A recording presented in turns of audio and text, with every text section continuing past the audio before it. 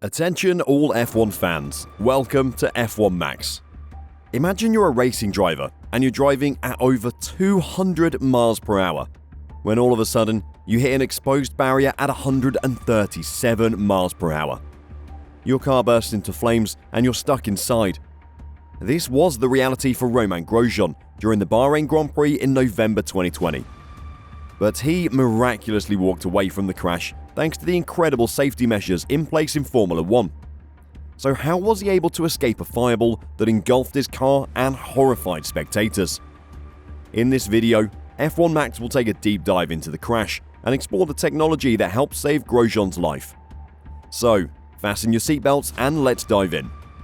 It may not look like it, but F1 has actually developed the barriers around each racetrack a lot in the sport's history. They are crucial to protecting drivers when they crash, and so F1 invests a lot in keeping these barriers as mechanically advanced as possible. One of the main innovations in Formula 1 around barriers is having Tech Pro barriers, which absorb the impact, or even tyre barriers. But neither of these helped slow Grosjean down. As the accident was not somewhere that cars usually go off the track, Grosjean crashed straight into exposed barrier. This likely helped to make the crash into the fireball that it became, because the impact was so sudden. His Haas car hit that barrier at 137 miles per hour, due to the impact being caused by Grosjean's collision with Daniel Kvyat's AlphaTauri. One of the criticisms that came in from F1 drivers after the crash was that the barrier was not supposed to split like that. But the sheer impact of the car, as well as the angle at which Grosjean hit the barrier, is likely why it didn't survive the impact. Barriers like that are not supposed to be penetrated, and there are a couple of reasons for that. For one thing, the barrier was a simple steel barrier because it's not a site that comes off a fast corner or a hard braking zone, so few accidents happen there. But considering that the crash did happen, the FIA has since made changes to the barrier, adding 2 rows of tyres with a conveyor belt exactly where the crash took place. It's a smart move from the FIA considering Grosjean's crash would have been nowhere near as bad had he not hit the exposed steel barrier. When the Haas car hit the barrier, the structure of the car was simply unable to hold together. In the reports after the crash, there were estimates that came out saying Grosjean's car had gone through 67 Gs of force when it hit the barrier. This means that the force Grosjean felt in his body on impact was 67 times greater than usual. Fighter pilots only reach about 10 Gs when they're traveling hundreds of miles an hour, so the impact Grosjean felt would have been massive. That huge force is likely why the car split in half, and also led to the fire starting. 5 months after the horrific crash, the FIA released a report which ended their investigation into the crash. The FIA said the car suffered extensive damage during the impact, including the separation of the powertrain assembly from the survival cell. The fuel tank inspection hatch on the left-hand side of the chassis was dislodged, and the engine fuel supply connection was torn from the fuel tank safety bladder, both providing primary paths for the escape of fuel from the tank. So when Grosjean's car split in half, part of the fuel tank was torn off, which allowed fuel to escape, starting the fire. In the FIA statement, there's also a note about one of the key reasons why Grosjean survived the crash. Also known as the monocoque, the survival cell has been a crucial part of Formula 1 cars for over 4 decades now, having first been treated as its own entity in 1981. The survival cell is the center of the car which surrounds the driver.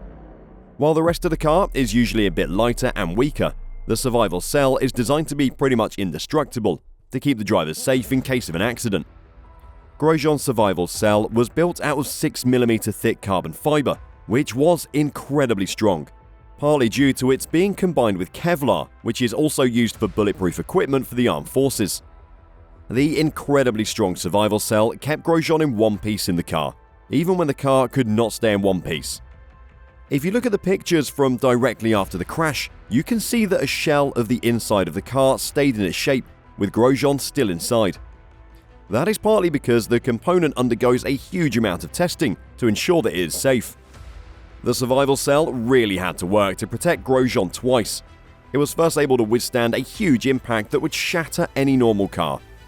But then the survival cell also did exactly its job of protecting Grosjean from the fire that had been started by his car cutting it in half. The burned remains of the survival cell show just how hot the fire was around Grosjean. Since then, F1 have been able to transport the burned survival cell to Madrid, where it is now part of an F1 exhibition. The survival cell has changed quite a lot in the last 5 years, and one of those key pieces of innovation helped to save Romain Grosjean's life. When the Halo system was first used in Formula 1 in 2018, there was quite a mixed reaction from the F1 community.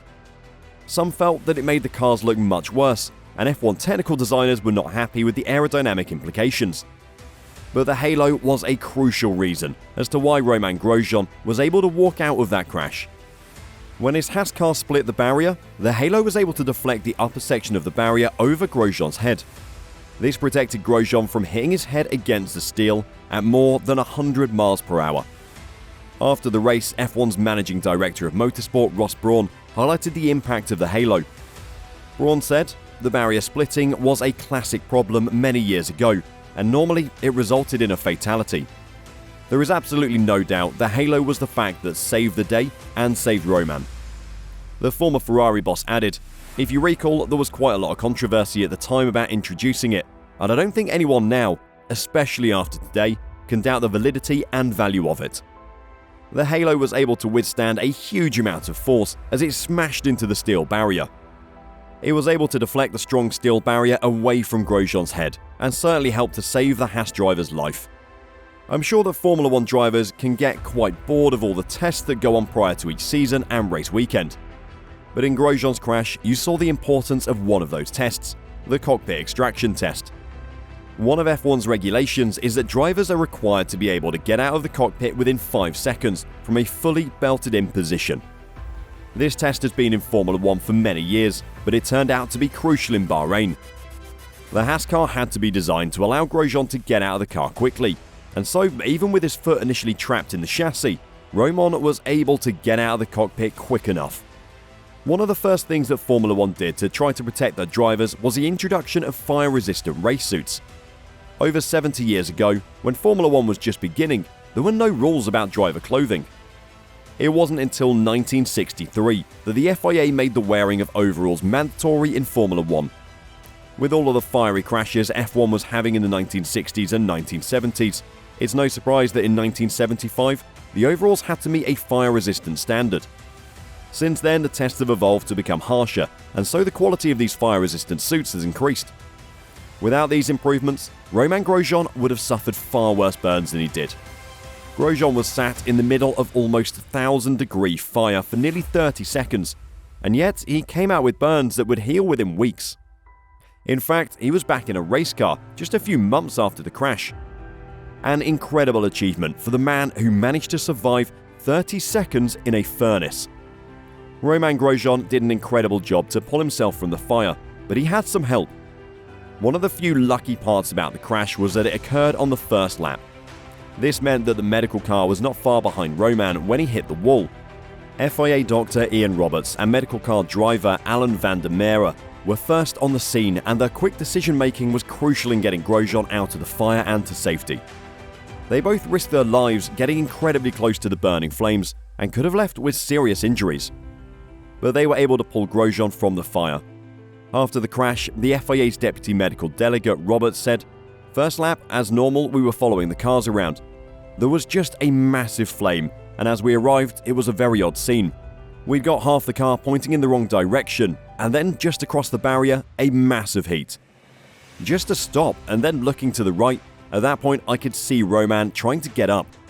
We needed some way of getting to him, and we had the marshal there with an extinguisher, and the extinguisher was just enough to get the flames away. Romain then got high enough for me to reach over and pull him over the barrier." It was truly an incredible scene to watch, and it is brilliant that Romain Grosjean was able to get out unharmed. Even more than 2 years on, that scene is etched into the minds of all F1 fans. One of the scariest moments in F1 history, but it ended up being a perfect example of the brilliant safety advances that F1 had developed over the last 70 years. What do you think about Grosjean's crash? Why not put your thoughts in the comments below? While you're down there, why not hit the like button and subscribe? Thank you for watching, and we'll see you next time.